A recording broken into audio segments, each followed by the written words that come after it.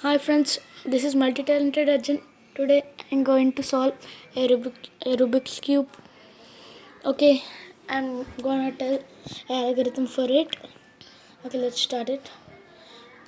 The algorithm first we should check some tips.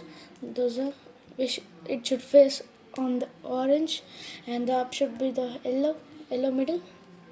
The up should be the yellow middle, and the left should be the green middle, and the right should be the blue middle. Okay, now all you should do it like this clockwise. Now do it for 1 minute.